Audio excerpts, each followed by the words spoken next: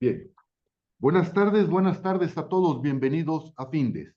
Son las 18 horas del día 9 de enero. Damos inicio a la transmisión del webinar que tenemos programado para esta ocasión, denominado Normas Oficiales Mexicanas aplicables a la gestión de almacenes. Soy Emigdio Villalobos, directivo de la Fundación. Nuevamente les agradezco su participación en este evento. Quiero comentarles que el webinario está siendo grabado y a partir de mañana estará alojado en nuestro canal de YouTube para que ahí lo consulten cuantas veces consideren conveniente. Asimismo, quiero invitarlos a que nos den like, se suscriban al canal, en el cual encontrarán aproximadamente 450 webinarios, todos ellos clasificados en diferentes áreas de conocimiento relacionadas con los negocios, tópicos de interés, tópicos de actualidad en el ámbito de los negocios. El canal se denomina Cursos Findes, como mostramos en esta proyección, Cursos Findes, sin espacios, y es de muy sencilla localización. Me acompaña el profesor Alfredo Alan Serrano Romero, especialista en la materia.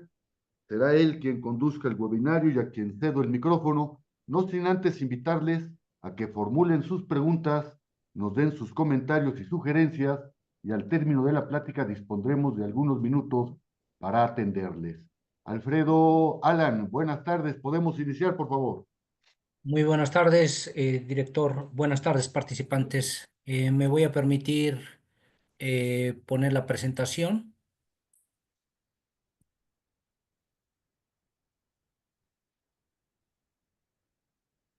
Ok.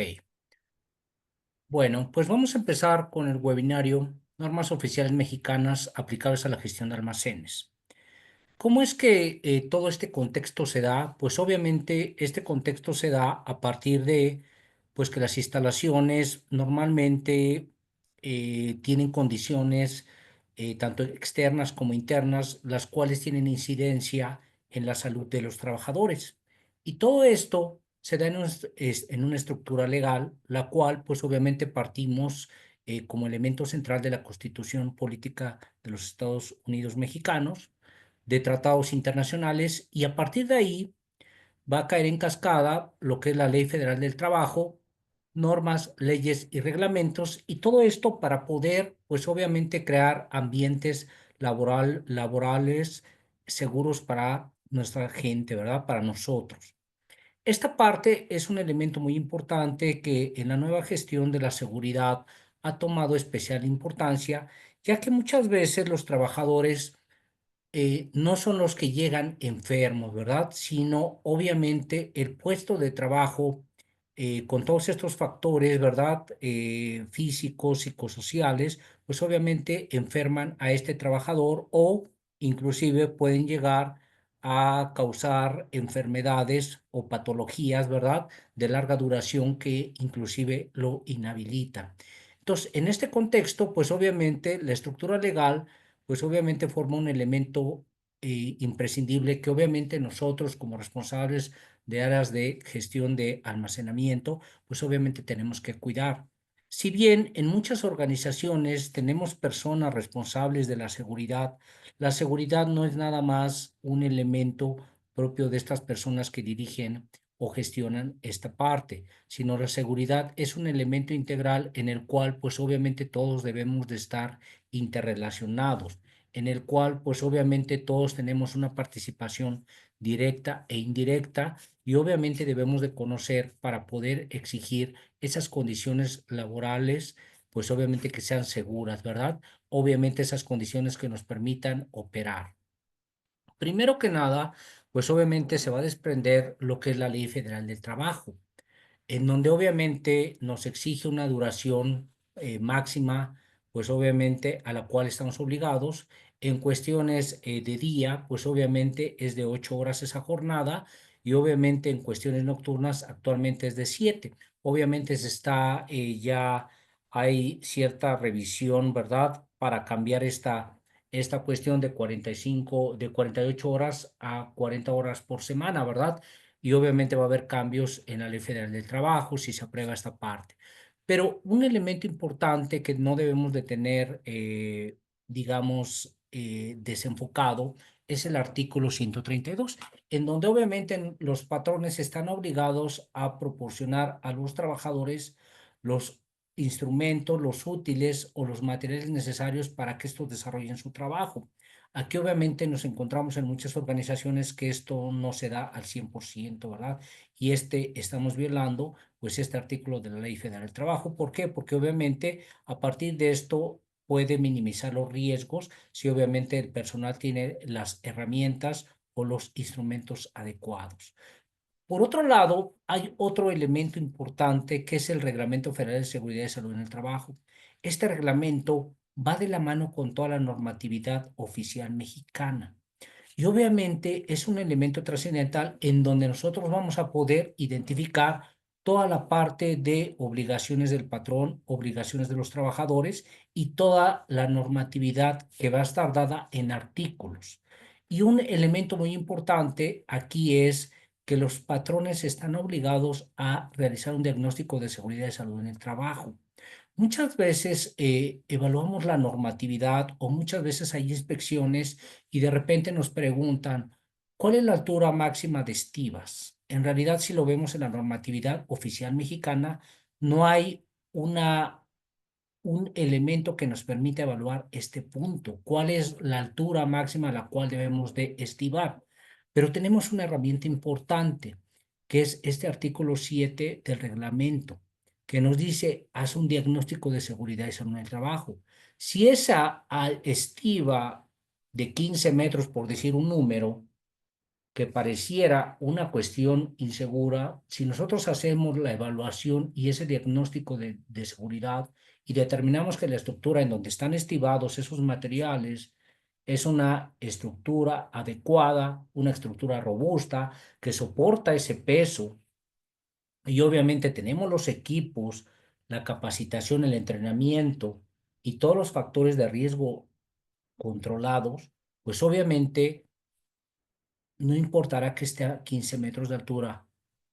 Obviamente el diagnóstico nos va a apoyar en esa parte. Entonces, para cuando no hay esas respuestas concretas que nos exigen las empresas o los ambientes de proceso, tenemos el diagnóstico. Por otro lado, también tenemos que, ya realizado ese diagnóstico, revisar e integrar un programa de seguridad y salud en el trabajo que nos va a apoyar a minimizar esos riesgos, a controlarlos. Y a partir de ahí, otro elemento que nos exige es este punto 3 del artículo 7, que nos habla de elaborar programas específicos de trabajo, manuales, procedimientos orientados a la realización de actividades. Entonces, tenemos que tener todos estos elementos para poder ir controlando esos riesgos a los que estamos expuestos y obviamente también establecer las medidas de seguridad y salud en el trabajo conforme a la normatividad o al reglamento o a la Ley Federal del Trabajo. Son elementos importantes que tenemos que ir identificando. Entonces, no nada más es cumplir las normas oficiales mexicanas, vamos a partir de la Ley Federal del Trabajo y a partir de ahí del Reglamento Federal de Seguridad y Salud en el Trabajo para nuestro control y gestión de almacenes. Aquí podemos ver algunos de los elementos, entre muchos otros, que nos va a relacionar con la parte de gestión de almacenes. El artículo 21 nos va a dar toda los elementos de control para el manejo y transporte y almacenamiento de materiales, el artículo 21, y el artículo 22 nos va a dar ese mismo manejo y transporte y almacenamiento, pero para sustancias químicas peligrosas. Dependiendo del tipo de almacén, muchas veces vamos a poder manejar uno u otro. Por otro lado, también hay un artículo muy importante, que es el artículo 42, que está relacionado con los factores de riesgo económico del centro de trabajo. Normalmente en las áreas de logística, en las áreas de distribución, en las áreas de almacenamiento, pues hacemos trabajo manual. Y este reglamento nos está obligando a evaluar esos riesgos ergonómicos, establecer programas que minimicen pues obviamente esos riesgos a los que estamos expuestos como trabajadores por la manipulación manual de cargas. Y por otro lado, también, pues obviamente el ambiente de trabajo que se genere con respecto a los factores de riesgo psicosocial. Los factores de riesgo psicosocial han establecido ahorita un precedente en función de lo que se llaman las habilidades blandas, habilidades en las que interviene el ser humano. Y y obviamente debe de haber unos buenos entornos laborales en donde esos riesgos estén controlados, las instrucciones de trabajo que nos brindan, obviamente la alineación de los perfiles de puesto, todas esas cuestiones, cómo intervienen con el puesto de trabajo y con la interrelación de nuestros colaboradores y o jefes. Las normas que están relacionadas a la operación y al almacén es la norma 001 de la Secretaría de Trabajo y Previsión Social, que nos habla de las condiciones de seguridad en edificios, locales o instalaciones y áreas del centro de trabajo. El almacén por sí mismo puede ser una instalación, puede ser un edificio, un local. Esta norma, ¿qué nos va a exigir? Nos va a exigir un elemento muy importante, lo que es el orden y la limpieza del almacén. Normalmente este elemento se relaciona con cuestiones de mejora continua como lo que son las 5 S, ¿verdad? Y cuando hablamos de las 5 S, las 3 primeras S es selección, orden y limpieza. Entonces, esta norma nos está obligando a que el almacén esté ordenado y esté limpio. ¿Por qué? Porque es una condición de seguridad en ese centro de trabajo. Obviamente, esta condición de seguridad se va a vincular a cuestiones de productividad y a cuestiones de eficiencia. Entonces, eso es el elemento más trascendental que debemos de cuidar en la NOM 001. Una norma que ahorita se acaba de actualizar es la norma 006. Anteriormente estaba vinculado a lo que era manejo manual de cargas y manejo de cargas con equipo. Ahorita, en su nueva actualización en el 2023, únicamente está enfocada al manejo de materiales con maquinaria y lo que busca es mantener las condiciones seguras. Estas condiciones, pues debemos de tener condiciones de operación, procedimientos en dado caso de una emergencia, pero esa emergencia no en el centro de trabajo, sino relacionada con los equipos de manipulación de cargas. Y por otro lado, también nos va a pedir, pues obviamente, instructivos y procedimientos para la carga de combustible de esos equipos o de la energía que ocupen, ¿verdad? Puede ser una fuente eléctrica, puede ser de diésel, puede ser de combustible, ¿cómo lo vamos a tener? Y los procedimientos de operación para iniciar una validación cuando vamos a empezar a manejar ese equipo, si está en las condiciones óptimas para poderse operar y obviamente las condiciones finales de cierre de la jornada laboral. Entonces son elementos esenciales. Otra de las normas que entró en el 2018 y en realidad el país estamos todavía un poquito jóvenes en la parte de ergonomía, obviamente va a evaluar los factores de riesgo ergonómico. Y esta norma en especial lo que busca es minimizar esos daños o esas enfermedades, principalmente cuando manejamos cargas, está referenciado a la columna vertebral y a las extremidades superiores, lo que son brazos y hombros. Normalmente la mayoría de las enfermedades que se generan por la manipulación de cargas están dadas en la columna vertebral y en las extremidades superiores. Y esta norma nos obliga a las empresas que a partir de que la empresa o un trabajador manipule por encima de 3 kilogramos, se debe de realizar una evaluación de riesgos ergonómicos. Esta norma muchas veces la referenciamos a la parte de la cuestión de almacén porque es donde se manipulan los materiales. Sin en cambio, esta norma dice a partir de que alguien maneje arriba de 3 kilogramos, lo cual es muy poco, tienen que evaluar los riesgos ergonómicos. No quiere decir que las personas no puedan manipular cargas, sino lo que va a evaluar es cómo las manipulan para estar en un ambiente seguro. A partir de esta evaluación de riesgos, si obviamente se deben de establecer controles que permitan, pues obviamente mantener al trabajador en un ambiente seguro y obviamente que no se generen enfermedades que vayan en decremento de la salud de los trabajadores y por ende el puesto de trabajo debe de ser perfectamente evaluado para que no enferme a los empleados. Tenemos normas relacionadas también con el almacén, pero en cuestión de la gestión y la seguridad. Una de las normas esenciales es la norma 002. Primero que nada, esta norma está referenciada a la prevención y protección contra incendios, lo cual, pues obviamente, en cualquier instalación es un riesgo latente, ¿verdad? Normalmente los riesgos contra incendio están generados en un 60% en las instalaciones eléctricas. De ahí es que parte esta norma para evaluar, pues obviamente que se haga un peritaje de nuestras instalaciones eléctricas. Es una obligación que tenemos. Otra de las obligaciones fuertes es determinar el riesgo de incendio de la instalación. Este riesgo puede ser un riesgo alto o un riesgo ordinario, ¿verdad? Un riesgo bajo.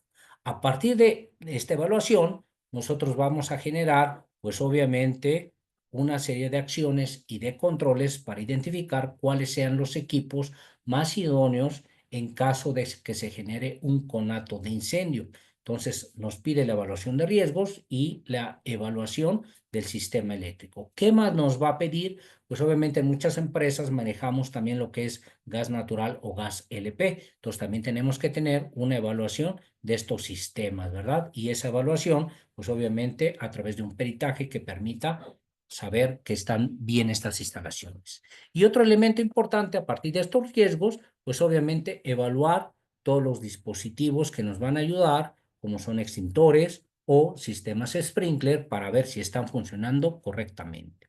Eso es en cuanto a la norma 02. Tenemos la norma 09. Muchas veces manejamos trabajos en alturas. ¿Por qué? Porque muchas veces nos toca de repente revisar o subir a una persona en algún equipo para poder identificar algún material o identificar las condiciones de iluminación, las cuestiones de cambio de algún parámetro de mantenimiento. Entonces tenemos que ver qué es lo que nos va a pedir esta norma en el almacén. Primero que nada, que el personal que vaya a realizar trabajos en alturas esté validado médicamente que puede realizar trabajos en altura por un médico certificado. Esa es la primera parte que nos va a exigir. Nos vamos a tener procedimientos de trabajos también para trabajos en alturas y también un documento muy importante que es un permiso de trabajo. Ese permiso de trabajo establece la estructura interna operativa que se requiere para mantener la seguridad y también evalúa las condiciones externas o ambientales en dado caso que el trabajo tenga que relacionarse en una superficie al aire libre. Entonces son elementos importantes que debemos de cuidar y a partir de ahí establecer los controles necesarios para garantizar la seguridad de los trabajadores. Obviamente, algo bien importante en esta norma es que las personas que realicen trabajos en altura deben de estar revisadas cuando menos una o dos veces médicamente si el trabajo fuera todo el día y obviamente debe de haber un consentimiento del trabajador firmado en donde el trabajador asegura que no está siendo obligado a trabajar en alturas para que no se le quite el puesto de trabajo. Entonces también ese documento debe estar en el área de recursos humanos. Tenemos nuestra norma 017. En esta es una norma que obviamente evaluamos todos, ¿verdad? Son el equipo de protección personal. El equipo de protección personal, ¿de dónde parte? De la evaluación de los riesgos a los que está expuesto el trabajador. Si el trabajador está al riesgo de ser golpeado cuando va transitando por el área de almacén, evidentemente va a necesitar un casco.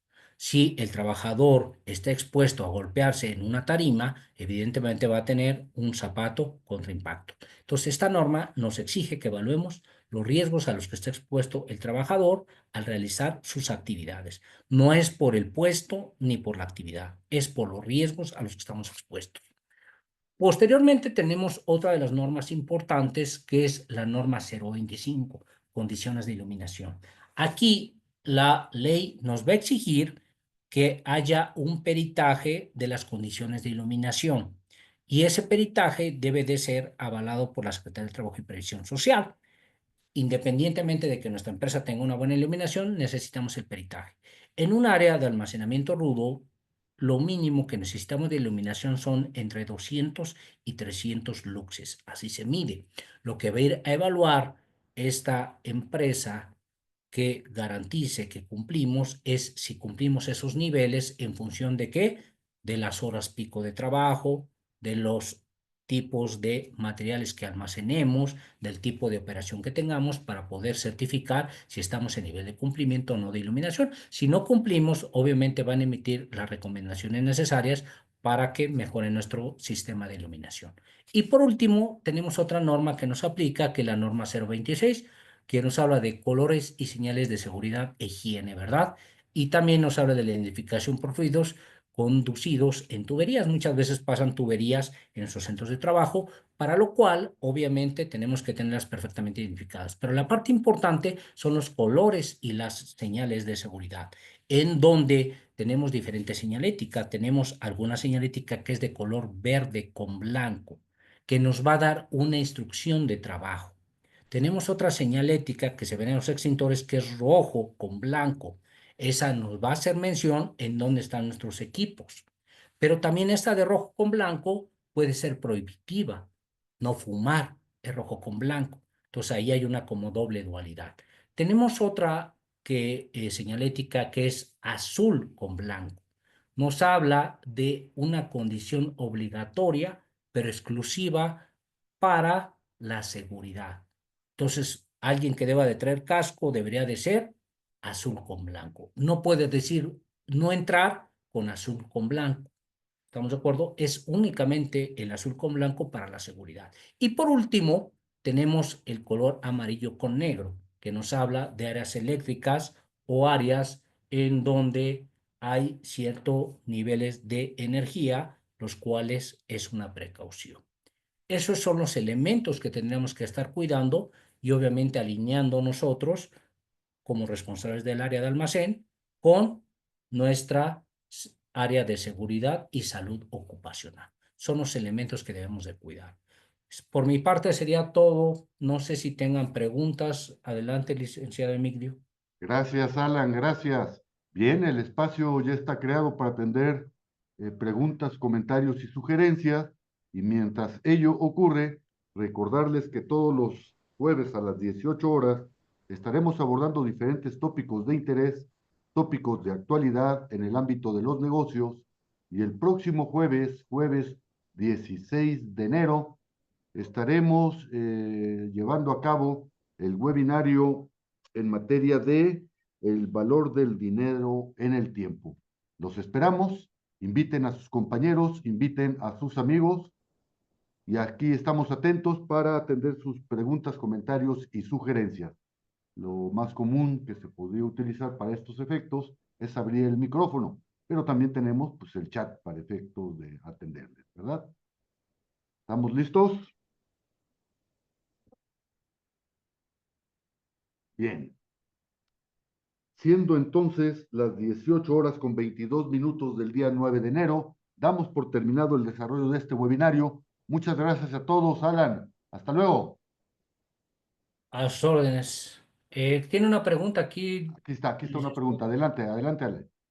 Dice una persona en el chat, ¿qué podría recomendar como protección en la carga de objetos si la faja aumenta el daño en la columna? Bueno, como les comenté, primero que nada, la faja no es un equipo de protección personal. La faja está contraindicada porque produce más riesgos ergonómicos. Entonces, la recomendación aquí es, primero que nada, a través de la norma 036, evaluar los factores de riesgo ergonómico y a partir de esa evaluación, nosotros vamos a poder determinar cuáles sean los controles más adecuados para la manipulación de cargas. Obviamente aquí vamos a entrar con equipos o tratar de omitir esa manipulación de cargas, para lo cual se van a aplicar controles técnicos y o controles administrativos. Los controles administrativos puede ser reducir el volumen de esa carga, puede ser aumentar la frecuencia de esa carga en menores dosis. Esa podría ser un control administrativo.